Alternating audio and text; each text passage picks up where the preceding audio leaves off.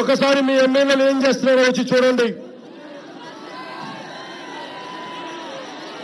GST tax తో పాటు ట్యాక్సులు, రకరకాల ట్యాక్సులు ఉన్నాయి.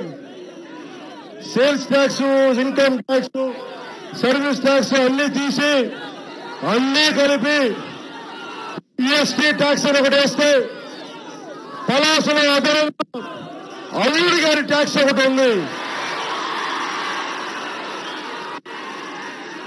ముఖ్యమంత్రి గారు చెప్పండి, ఎన్ని ట్యాక్సులని పలాస ప్రజలకు అడుగుతారు? ఎన్ని ట్యాక్సులు?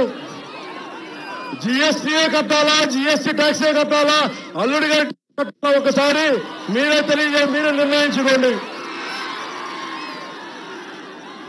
అసలే మీరు చేసిన ప్రాజెక్టుల వల్ల ఇక్కడ నీళ్లు లేవు, సరైన విద్య లేదు, ప్రైమరీ హెల్త్ కేంద్రం లేదు, ఉద్యోగ అవకాశాలు లేవు, మేము వలసలు పోతున్నాం.